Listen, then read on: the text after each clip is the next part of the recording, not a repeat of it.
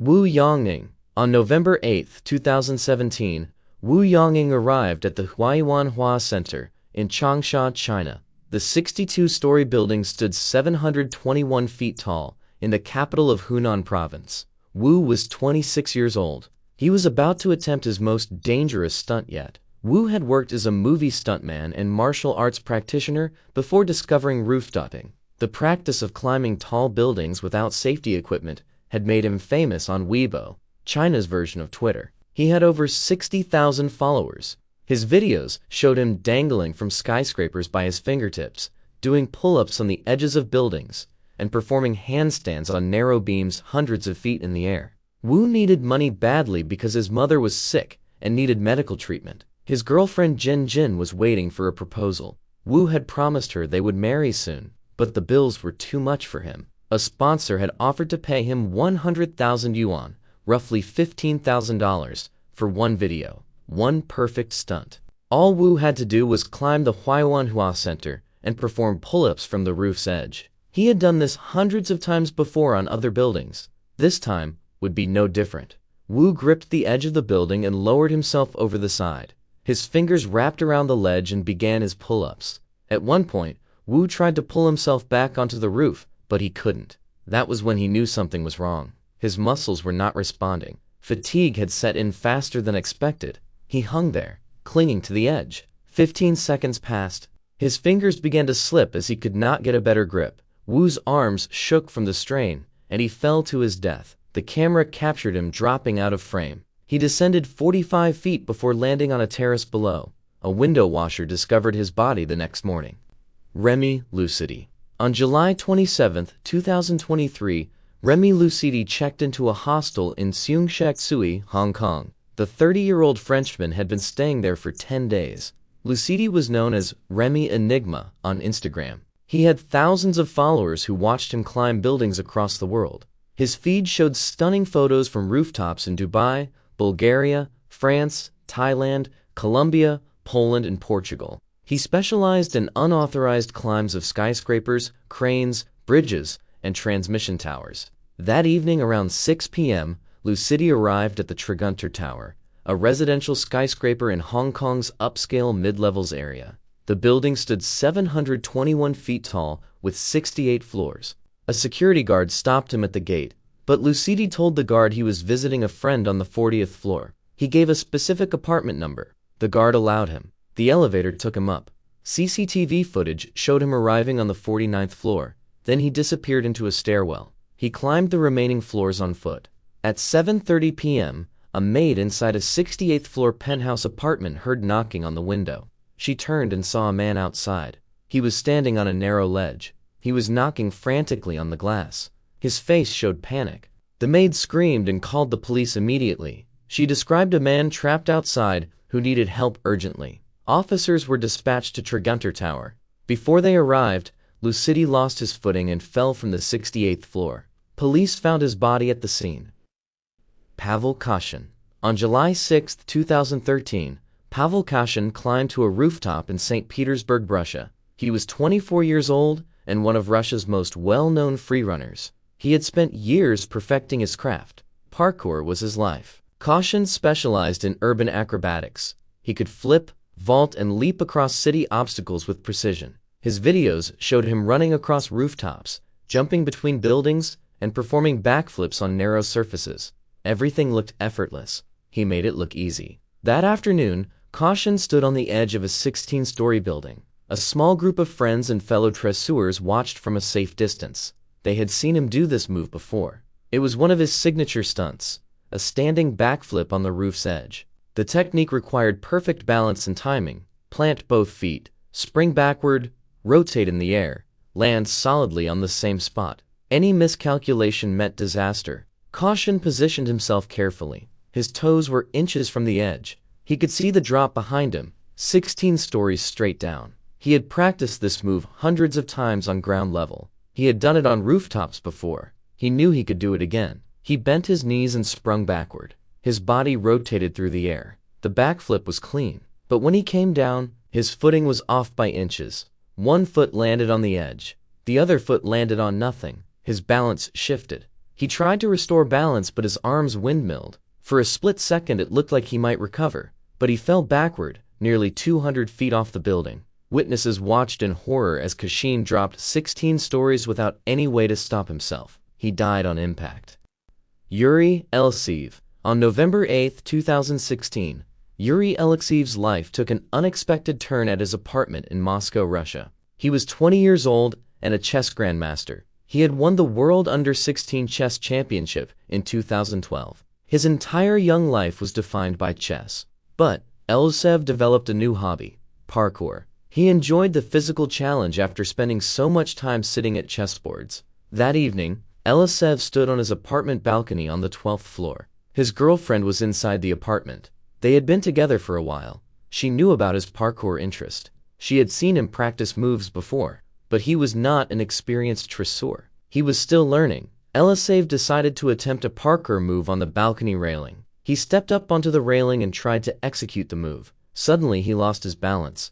His foot slipped and he fell from the balcony. His girlfriend heard the commotion. She rushed outside, but Yuri was gone. She looked over the edge and saw him far below. She called emergency services immediately. By the time paramedics arrived, there was nothing they could do. Yuri Alexeyev was pronounced dead at the scene. AF.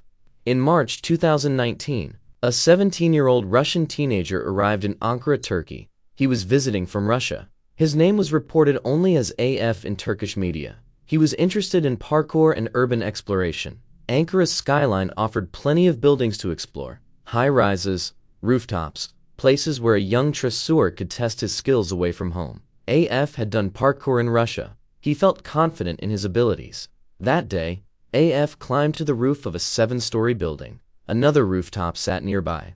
The gap between buildings was not enormous, maybe 8 to 10 feet. For an experienced tresseur, this was a routine jump. Run, leap, land, roll. Simple. AF stood on the edge of the first building. He looked across the gap. The other rooftop was at roughly the same height, maybe slightly lower. The distance looked manageable. He backed up to get a running start. He took several deep breaths. Then he sprinted toward the edge. He was flying across the gap between buildings, but he did not make it. His trajectory fell short.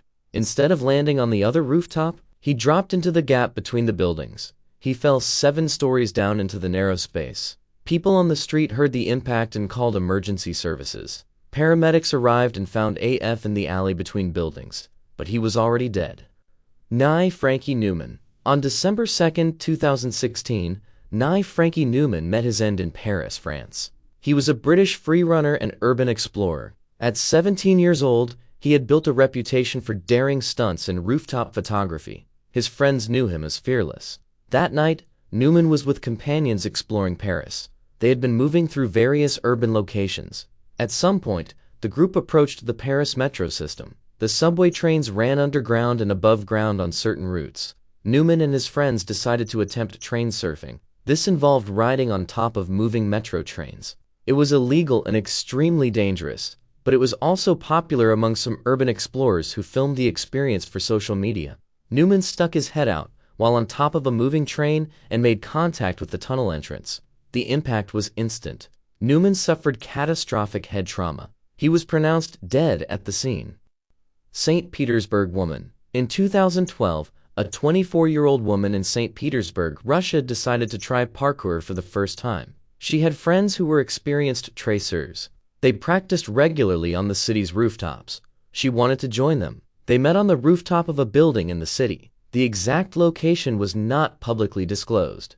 The building was approximately 17 stories tall. Her friends were there to teach her the basics and show her how the moves were done. The session started normally. At some point, one of the tresseurs performed a gap jump.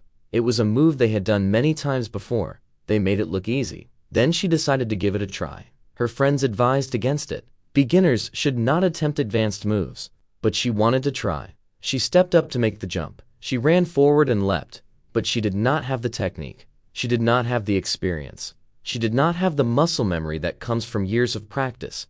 As she attempted the jump, she missed the landing completely. She fell from the 17-story building. Her friends watched in absolute horror. There was nothing they could do. She dropped over 170 feet to the ground below and died on impact.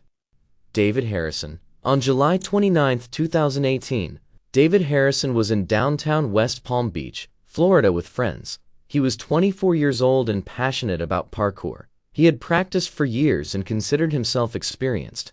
That night, the group was exploring the city's urban landscape. They found a building that offered interesting opportunities: walls to climb, ledges to balance on, obstacles to vault. It was the kind of location parkour enthusiasts looked for. On August 1st, Harrison attempted a move with his friends near the building. During the attempt, he made contact with electrical equipment. High-voltage electricity surged through his body. The shock was instant and powerful. He collapsed immediately. Emergency services arrived and transported Harrison to a local hospital. His injuries were severe: head trauma, internal damage, broken bones. For weeks, Harrison remained hospitalized. Despite medical intervention, Harrison's condition did not improve. On August 22, 2018, at 4:30 a.m., he died from his injuries. Johnny Turner. On September 13, 2019, Johnny Turner, a 28-year-old, was in central London near Waterloo Station. He was a well-known figure in London's urban exploration community. Turner did not just practice parkour. He also explored abandoned buildings, construction sites, and places most people never saw. He called himself an urban explorer. That day, Turner climbed scaffolding on a building under construction. The scaffolding rose 8 stories high. For an experienced climber like Turner, this was routine. He had scaled far more dangerous structures. The scaffolding provided good hand and footholds. Metal bars ran vertically and horizontally. It was like a giant jungle gym. Turner moved upward with confidence. But something went wrong near the top. Maybe a bar was not secured properly, or he misjudged the grip. Whatever the cause, Turner fell. He dropped 8 stories through the scaffolding structure. The metal bars struck him repeatedly on the way down. Each impact caused more damage. He hit the ground at the bottom. Workers at the site immediately called emergency services. Paramedics arrived within minutes, but Johnny Turner was pronounced dead at the scene. Tyreek Riley. On March 12, 2015, Tyreek Riley and his friends were on a Brooklyn rooftop. Riley was 15 years old. It was evening. The boys were hanging out, talking, and moving around the building's roof. Someone suggested trying to jump to the next building. The gap between rooftops was approximately 10 feet. The buildings were similar in height. For experienced dresseurs, this would be a manageable jump. But Riley and his friends were not trained parkour athletes. They were teenagers attempting something they had seen in videos. Riley decided to try the jump first. He backed up to get a running start. His friends watched from a safe distance. He sprinted toward the edge of the building. For a moment, his body was airborne above the gap. Then, gravity took over. Riley came up short. He did not make the distance. Instead of landing on the other rooftop, he dropped into the gap between buildings. He fell multiple stories to the ground below. His friends screamed and ran to look over the edge. They could see Riley lying motionless far below. They immediately called for help. The paramedics arrived at 4:30 p.m. and found Riley unresponsive. He had suffered catastrophic injuries from the fall. Despite medical efforts, Tyreek Riley later died. If you'd like to see more stories like this, make sure to subscribe and feel free to drop suggestions for the next video in the comments.